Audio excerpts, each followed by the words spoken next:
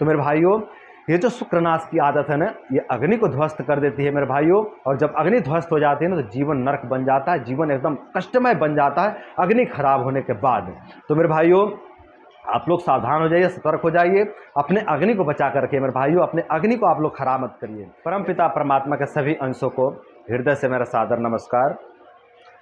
एक भाई जी हमारे पास उपचार करवाने के लिए आए थे लगभग 1 साल पहले, और वो बिहार से ही थे।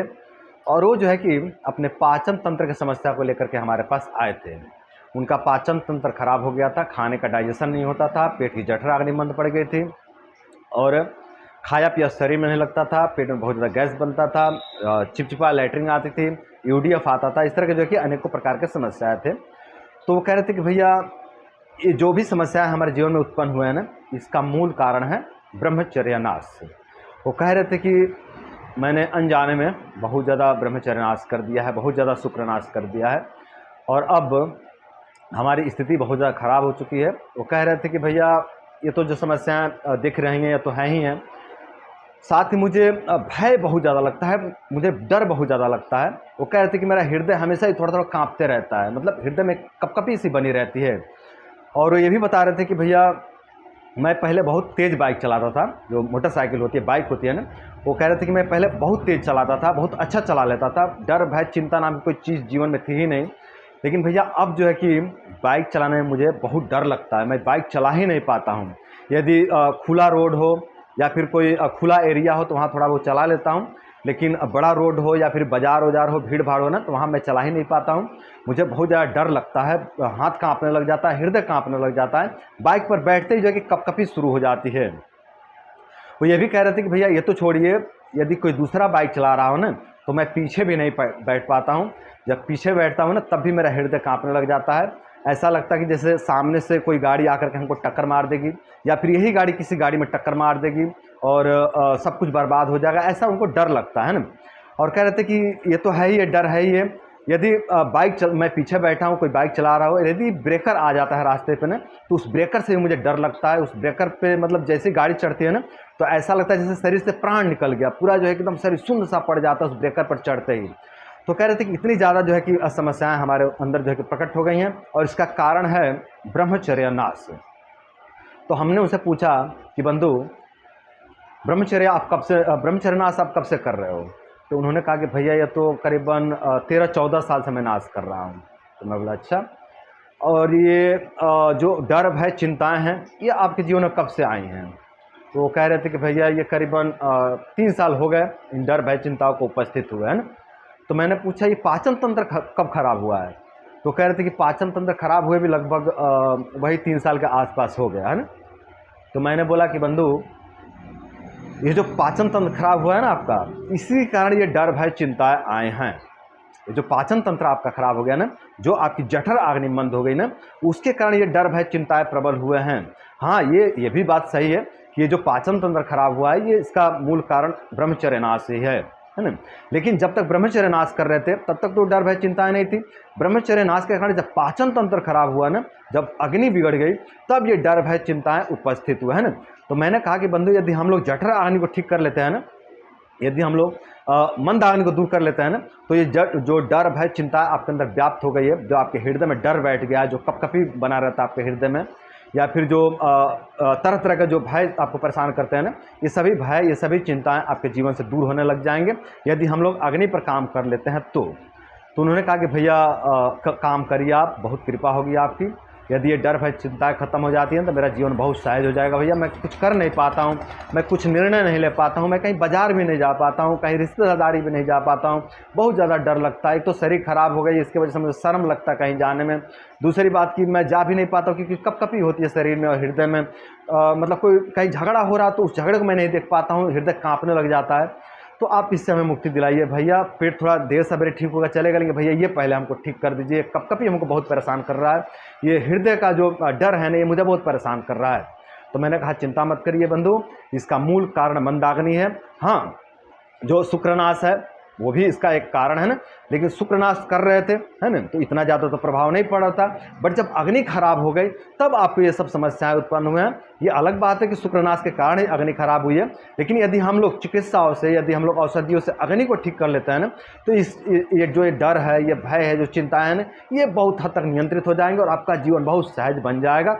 और बाकी जो समस्याएं रहेंगे उसको ब्रह्मचर्य से धीरे धीरे हम लोग रिकवर कर लेंगे। तो उन्होंने बोला कि भैया हाँ ठीक है, आप काम करिए, हमारी अग्नि पर काम करिए और इस डर भय से हमें मुक्ति दिलाई है ना।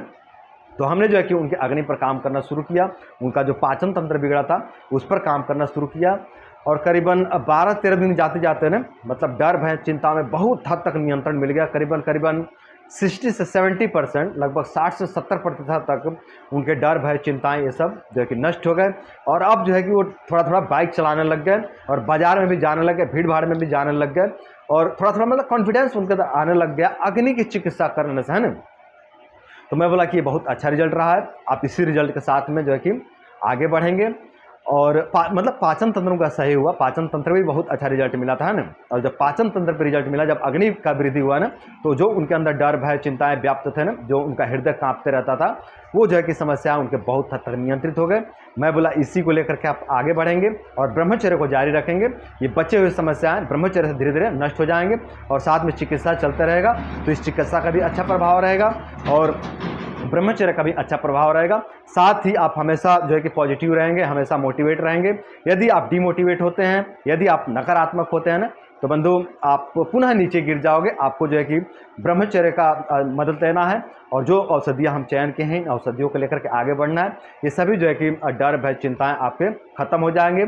आपके शरीर में जो भी समस्याएं उत्पन्न हुए हैं, ये सभी समस्याएं धीरे धीरे पूरी तरह से नष्ट हो जाएंगे ब्रह्मचर्य का पालन करने से, इन औषधियों का सेवन करने से और हमेशा मोटिवेट रहने से, पॉजिटिव रहने से। तो उन्होंने ऐसे ही जो है कि किया और धीरे धीरे पूरी तरह से वो बाहर निकल गए।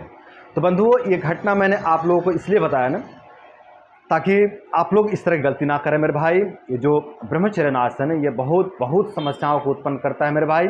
इस भाई के साथ में यही हुआ था कि उन्होंने ब्रह्मचर्य नाश किया, बहुत ज़्यादा ब्रह्मचर्य नाश किया इस भाई ने। और जब ब्रह्मचर्य नाश के कारण जब इनकी अग्नि खराब हो गई ना, तब इनका जीवन नरक बन गया। जब तक अग्नि खराब नहीं हुई थी ना, तब तक इनको कोई विशेष समस्या उत्पन्न नहीं हो रहे थे, सब चल जा रहा था। ये ब्रह्मचर्य नाश भी कर रहे थे, अच्छा खासा खान पान भी खा रहे थे, सब कुछ जीवन में अपना सब कुछ कर रहे थे।